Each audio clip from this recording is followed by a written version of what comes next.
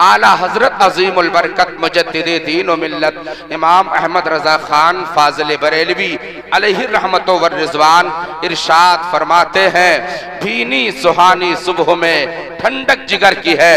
محبت سے بولے سبحان اللہ. بھینی سہانی صبح میں ٹھنڈک جگر کی ہے. کلیاں کھلی دلوں کی ہوا یہ کدھر کی ہے. کلیاں کھلی دلوں کی ہوا یہ کدھر کی ہے. اور اعلیٰ حضرت سرکار نے عظمت مدینہ بیان کرتے ہوئے یوں تحریر فرمایا ہے کہ طیبہ میں مر کے ٹھنڈے چلے جاؤ آنکھیں بند. طیبہ میں مر کے ٹھنڈے چلے جاؤ آنکھیں بند. طیبہ میں مر کے ٹھنڈے چلے جاؤ آنکھیں بند. سیدھی سڑک یہ شہر شفاعت نگر کی ہے. سیدھی سڑک یہ شہر شفاعت نگر کی ہے. حضرات عظمت مدینہ کے حوالے سے آپ نے بہت کچھ علماء کرام سے سنا ہوگا اور کتابیں پڑھنے والے حضرات نے کتابوں میں بھی پڑھا ہوگا. حضرات اس مختصر سے وقت میں دو ایک باتیں آپ سے کر کے اپنی بات تمام کرنا چاہوں گا. میں نے قرآن کریم کے آیت کریمہ کو عنوان سخن بنایا. اللہ ارشاد فرماتا ہے فمن حج البیت او اعتمر فلا جناح علیہ. ایک بار محبت سے بولیں سبحان اللہ. حضرات یہ آیت قرآن ہے, یہ اللہ کا فرمان ہے.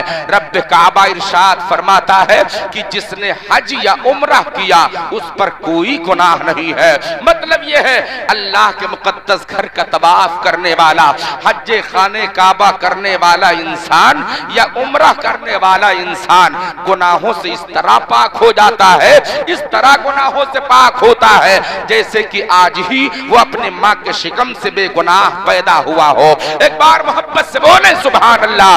حضرات مصطفیٰ جان رحمت علیہ السلام کی امت کو رب کعبہ نے یہ مقام بخشا ہے. حضرات پوری دنیا کے تمام مسلمانوں کے لیے یہ نظام قرآن ایک ہے. اللہ فرماتا جس نے بھی حج یا عمرہ کیا وہ گناہوں سے بالکل پاک ہے. حضرات اسی بات کو سن کر کے پڑھ کر کچھ لوگ حج کرنے کے لیے جاتے ہیں, عمرہ کرنے کے لیے جاتے ہیں اور جانے کے بعد جب واپس آتے ہیں واپس آ کر بھی ان کے وہی کالا بازاری کا سسٹم جاری رہتا ہے. جو حج یا عمرہ کرنے سے پہلے گناہ کی عادتیں ان کے اندر تھی, گناہ کے معاملات ان کے اندر تھے, حج عمرہ کرنے کے بعد بھی لوگ اسی طرح ان گناہوں کا ارتکاب کرتے رہتے ہیں.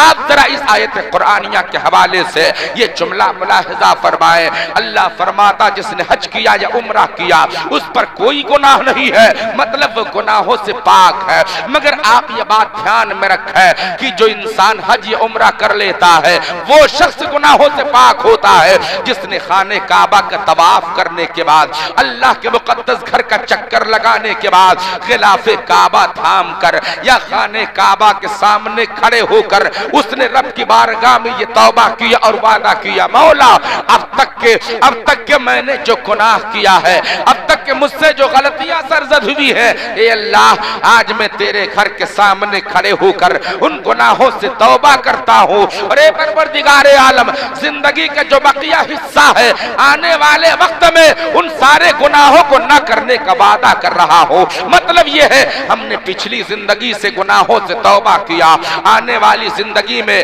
ان گناہوں کو نہ کرنے کا وعدہ کیا ہے اور واپس آنے کے بعد ہم ان تمام گناہوں سے دور رہیں گے تو ہم گناہوں سے محفوظ ہوں گے, تو ہمارا گناہ معاف کر دیا جائے گا. ہم بے گناہ بن کر کے واپس آتے ہیں. لیکن اگر آپ یہ سوچیں حج یا عمرہ جانے سے پہلے ہم جو گناہ کرتے تھے وہاں سے واپس آنے کے بعد بھی ہم وہ کرتے رہے تو پہلے کا گناہ معاف ہو جائے گا, ایسا ہرگز نہیں ہے. یہ بات بالکل بھی نہیں ہے. حج عمرہ کرنے سے پہلے جو گناہ آپ کرتے رہے اگر حج عمرہ کرنے کے بعد وہ گناہ آپ پھر سے کر رہے ہیں تو پہلے کا گناہ بھی نام عمل میں باقی رہے گا, بعد والا گناہ بھی نام عمل میں لکھا جائے گا. میری قوم کے لوگوں آپ سب سے میں گزارش کرتا ہوں اللہ آپ کو توفیق عطا فرمائے, خدا استطاعت بخشے, آپ حج کرنے کے لیے تشریف تشریف لے جائیں، اللہ آپ کو توفیق سعید عطا فرمائے، آپ عمرہ پر جائیں، لیکن وہاں سے آنے کے بعد ان سارے گناہوں سے توبہ کر کے آپ واپس آئیے۔ بارگاہ سیدی سرکار اعلیٰ حضرت امام احمد رضا خان سرکار میں کچھ لوگوں نے پیش ہو کر ایک سوال کیا تھا، حضرت ایک بات بتائیں، دنیا سے لاکھوں لوگ حج کرنے جاتے ہیں، لیکن ہمیں کیسے پتا چلے؟ کوئی علامت بھی ایسی ہے، کچھ نشانیاں بھی ایسی ہے کہ جس سے ہم سمجھ لیں اللہ نے ہمارا حج قبول کر لیا ہے۔ آپ ذرا سا توجہ ہماری طرف دیں، میں بہت دیر تک آپ کا پیچھا نہیں کروں گا۔ حضرات اعلیٰ حضرت سرکار کی بارگاہ میں پوچھنے والوں نے پوچھا، حضور تمامی دنیا کے تمام لوگ حج کرنے جاتے ہیں، لاکھوں کی تعداد میں حجاج کرام حج کرنے کے لیے جاتے ہیں، حضرت ہم کیسے جانیں کہ اللہ نے ہمارے گاؤں کے حاجی صاحب جو گئے تھے ان کا حج قبول کر لیا، ہمارے رشتہ دار جو گئے تھے اللہ نے ان کا حج قبول کیا کہ نہیں، ہمارے ملنے والے عزیز و اقربا جو حج پر گئے تھے اللہ نے ان کا حج قبول فرمایا کہ نہیں، ہم یہ کیسے جانیں؟ اس کے کچھ نشانیاں ہیں، اس کے کچھ علامات ہیں، اس کے کچھ کچھ اشارات ہیں۔ امام اہل سنت کنز الکرامت جبل العلم والاستقامت آیات من آیات اللہ معجزۃ من معجزات رسول اللہ امام احمد رضا خان فاضل بریلوی علیہ الرحمۃ والرضوان ارشاد فرماتے ہیں، ہاں اس کے علامات اور اس کے کنایات ہیں، ہاں اس کی پہچان ہے کہ اللہ نے حج قبول کیا کہ نہیں۔ حضور بتائیں کہ ہم کیسے جانیں کہ حاجی صاحب حج پر گئے تھے اللہ نے ان کا حج قبول کیا کہ نہیں کیا، اللہ نے ان کا حج قبول فرمایا کہ نہیں، ہم کیسے جانیں؟ تو اعلیٰ حضرت سرکار فرماتے ہیں جو انسان حج کرنے گیا تھا، آپ توجہ ہماری طرف سے جملہ آپ سماعت کریں، اعلیٰ حضرت فرماتے ہیں جو آدمی حج کرنے گیا تھا، جو آدمی حج کرنے گیا تھا، حج کرنے جانے سے پہلے اس کے معاملات کیا تھے، حج کرنے کے بعد میں اس کے معاملات کیا ہے، حج کرنے سے پہلے جو گناہ کرتا تھا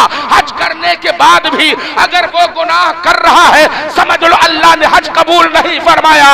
حج کرنے سے پہلے جو گناہ کرتا تھا حج کرنے کے بعد وہ سارے گناہ کے کام چھوڑ دیا، توبہ کر لیا، ان کے قریب نہیں جاتا، سمجھ لینا اللہ نے حج قبول فرما لیا ہے۔ حضرات محترم آپ سے گزارش ہے اللہ آپ کو توفیق عطا فرمائے، خدا نے دولت دی ہے تو آپ مدینہ منورہ کا سفر ضرور کریں، حج عمرہ کے لیے ضرور اللہ کے مقدس گھر کا دیدار کرنے کے لیے جائیں۔ مصطفیٰ جان رحمت علیہ الصلوۃ والتسلیم کے غلاموں، ظاہری طور پر ہم اور آپ سبھی لوگ جناب محترم قاری ربیع المصطفیٰ کو رخصت کرنے کے لیے ان کے استقبالیہ طور کی اس محفل میں حاضر آئے ہیں۔ یہ کل سفر مدینہ کے لیے جو سفر فرمائیں گے، مدینہ شریف کے لیے یہ آپ اپنا سفر جاری کریں گے۔ میں آپ سے عرض کرنا چاہتا ہوں ظاہری طور پر دیکھنے کے اعتبار سے تو ایسا لگتا ہے یہ ہماری بستی کا شخص ہے، ہماری بستی کے رہنے والے آپ ہی جی ہیں، ہماری آبادی کے ڈاکٹر صاحب ہیں،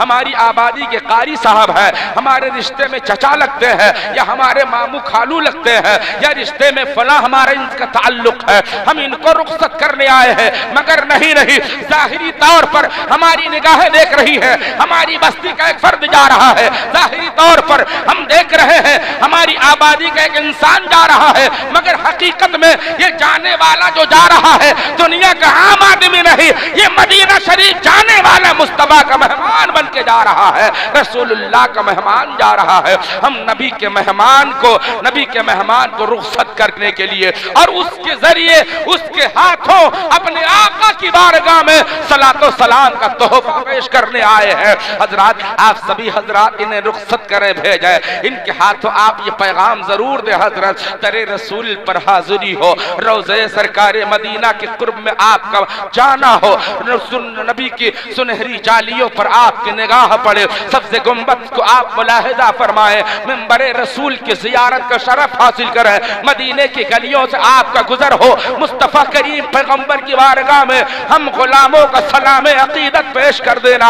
اے میرے آقا آپ نے کرم فرمایا ہے، مجھ گنہگار کی حاضری تو ہوئی ہے، مگر اے میرے آقا آپ کے بہت سے دیوانے آپ کے در کی حاضری کے لیے بے چین و بے قرار تڑپ رہے ہیں، میرے آقا کرم فرما دے ان غلاموں کے بھی آپ کے در پر حاضری ہو جائے۔ حضرات مصطفیٰ جان رحمت علیہ الصلوۃ والتسلیم نے ہم تمام غلامان مصطفیٰ کو اپنی امتیوں کو تعلیم عطا فرمائی فرمائی ہے ہم خانہ کعبہ کا طواف کیسے کریں گے، یہ تعلیم میرے آقا نے ہمیں دے دی ہے۔ آپ حضرت تشریف لے جا رہے ہیں، آپ سرکار مدینہ علیہ الصلوۃ والتسلیم کی بارگاہ میں ہم سب کی طرف سے سلام عقیدت و محبت پیش فرمائیں کہ میرے آقا تمام غلاموں نے آپ کی بارگاہ میں سلامی پیش کی ہے، آپ اسے قبول فرما کر اور سبوں کو اپنے در اطہر کی زیارت کا شرف عطا کریں۔ حضرات محترم میں عرض کرنا چاہتا ہوں، حضرت آپ تشریف لے جائیں گے، مکہ معظمہ کی بہاریں آپ دیکھیں گے، مکہ معظمہ کے حالات کا مشاہدہ کریں گے۔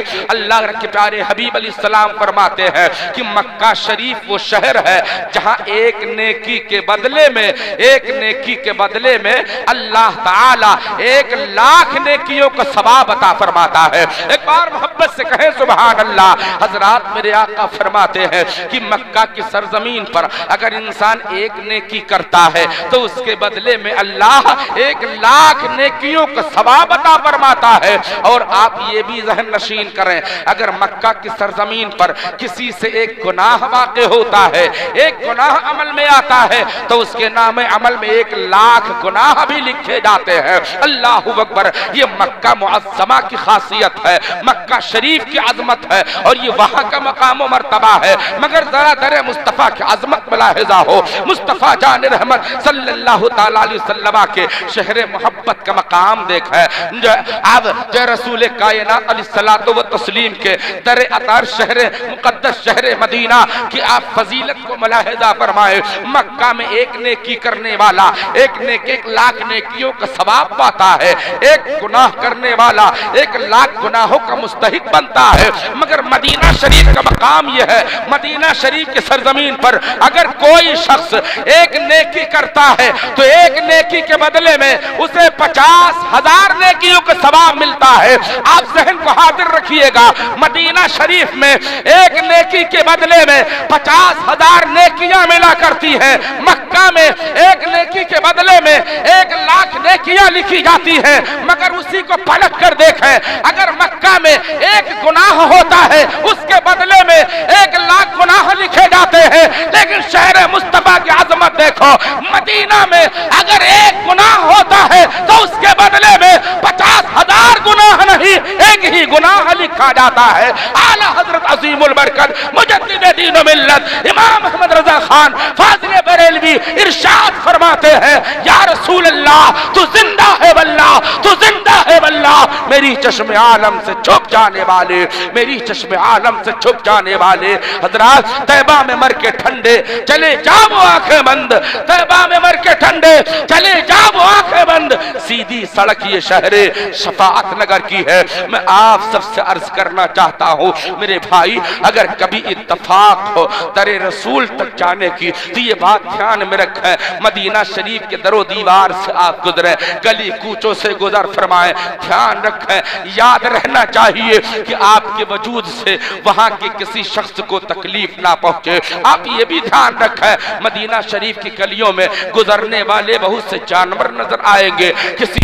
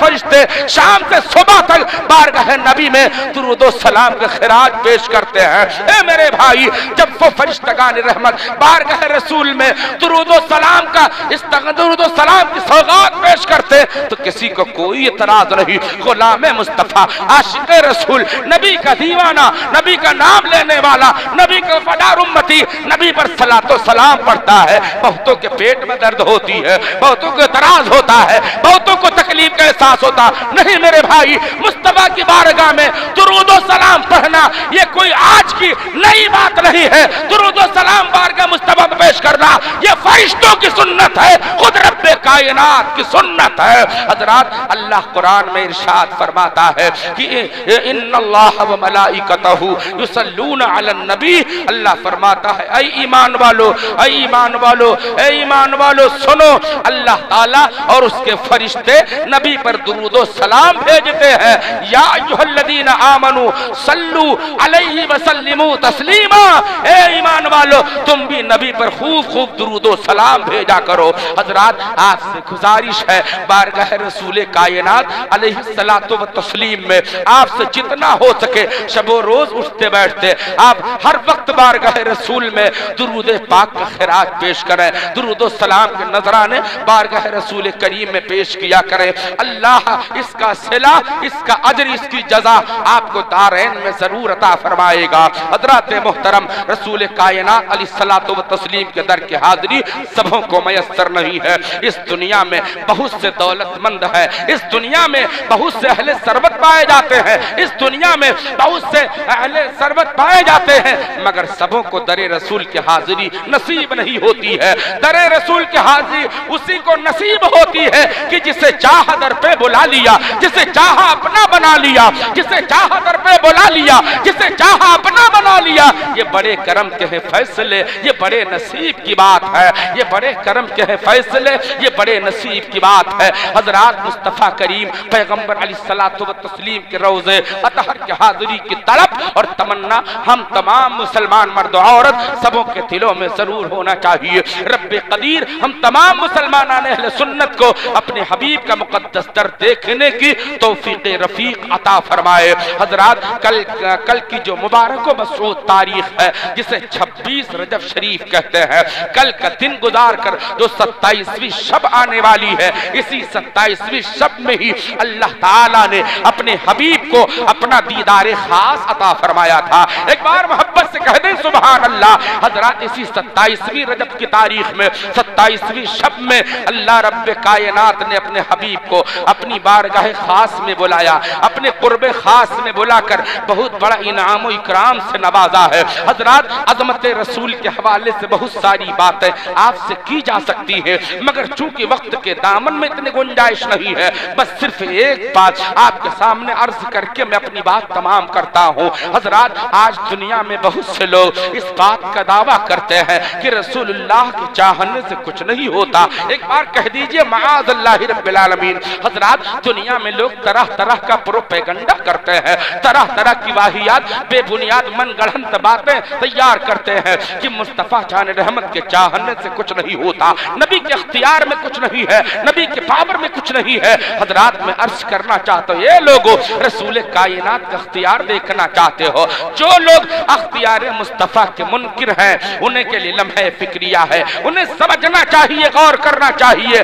کہ یہ لوگوں مصطفیٰ کریم کے اختیار کو آپ ذرا سا دیکھیں۔ اللہ تعالیٰ نے معراج کی رات اپنے حبیب کو بلایا اور بلانے کے بعد اللہ نے کتنے وقت کی نماز عطا فرمائی تھی آپ سبھی حضرات جانتے ہیں کہ خدا نے اپنے حبیب کو اپنی امت کے لیے 50 وقت کی نماز عطا فرمائی ہے، 50 وقت کی نماز عطا فرمائی۔ حضرات، رسول کائنات علیہ الصلوۃ والتسلیم کو اللہ نے 50 وقت کی نماز دیا۔ 50 وقت نماز لے کر میرے آقا جب واپس آئے، حضرت موسیٰ کلیم اللہ سے ملاقات ہوئی۔ حضرت موسیٰ نے پوچھا، یا رسول اللہ، آپ نے اپنی امت کے لیے خدا کی بارگاہ سے کون سا تحفہ حاصل کیا؟ اللہ تعالیٰ نے آپ کی امت کے لیے کون سا تحفہ عطا فرمایا ہے؟ مصطفیٰ کریم ارشاد فرماتے ہیں، اللہ تعالیٰ نے میری امت کے لیے 50 وقت کی نمازیں عطا فرمائی ہے، 50 وقت کی نمازیں عطا فرمائی ہے۔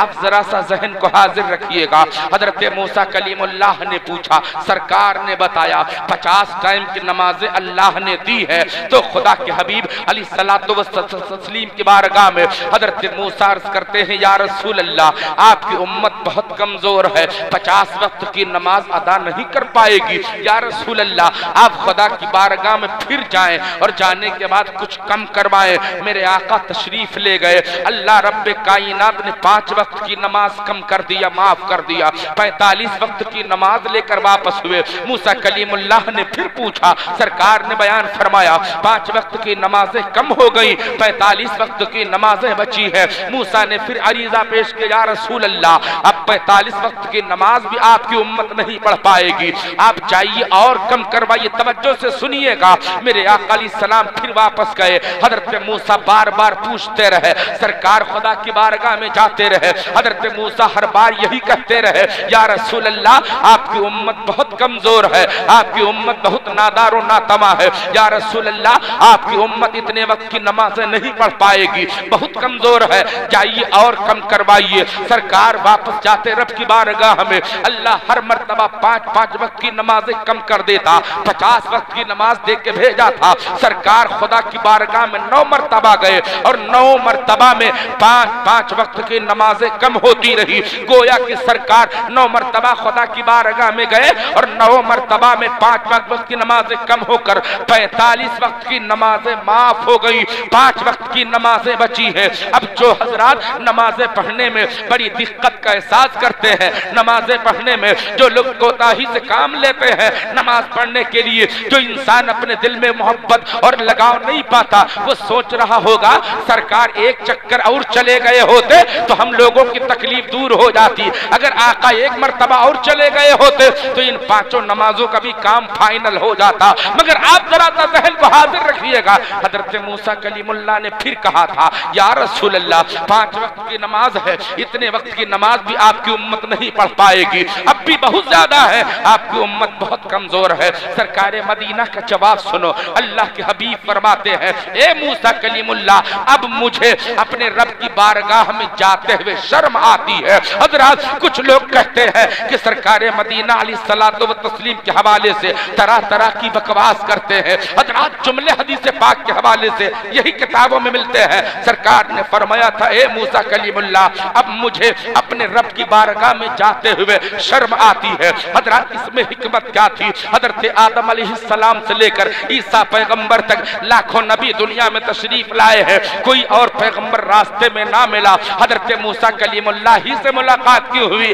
وہی کیوں کہہ رہے ہیں کہ یا رسول اللہ آپ جائیے اور نمازیں کم کروائیے، جائیے اور نمازیں کم کروائیے، جائیے اور نمازیں کم کروائیے۔ حضرت موسیٰ ہی سے ملاقات کی ہوئی، حضرت عیسیٰ بھی مل سکتے تھے، حضرت داؤد بھی مل سکتے تھے، حضرت یوسف و یونس سے ملاقات ہو سکتی تھی، ابراہیم و اسماعیل راستے میں بیٹھ سکتے تھے، لیکن حضرت موسیٰ کلیم اللہ ہی کو رب نے کیوں بٹھایا راستے میں؟ اس کی وجہ یہ ہے کہ ایک مقام وہ تھا جب حضرت موسیٰ نے رب کی بارگاہ میں عریضہ پیش کیا تھا، رب ارینی، اے اللہ مجھے اپنا جلوہ دکھا دے، مولا اپنا دیدار کرا دے، تو رب نے فرمایا تھا، یا موسیٰ لن ترانی، تم نہیں دیکھ پاؤ گے۔ حضرات محترم یہاں موسیٰ کو راستے میں بٹھا کر اپنے حبیب کو اپنی بارگاہ میں بلا کر واپس بھیجا، اب دیکھ کر پھر بلایا۔ یہ مصطفیٰ جان رحمت کا بارگاہ خدا بندی میں بار بار آنے جانے کے حوالے سے رب نے حضرت موسیٰ کو اشارتاً بتا دیا، موسیٰ میں نے تمہارے سامنے اپنے نور کی تجلی کی ایک جھلک ڈالی تھی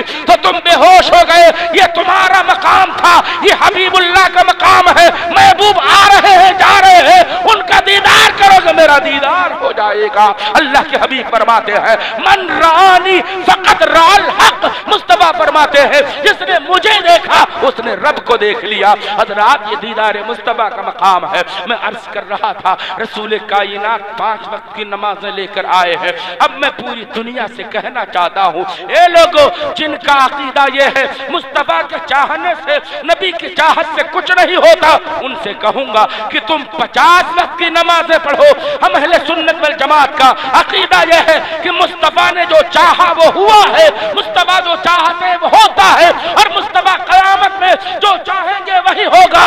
ہم جب نبی کے اختیار، نبی کے چاہت کے قائل ہیں، ہم 50 کی 5 پڑھیں گے، اور جو نبی کے اختیار کے منکر ہیں انہیں چاہیے 5 نہیں 50 وقت کی نمازیں پڑھو۔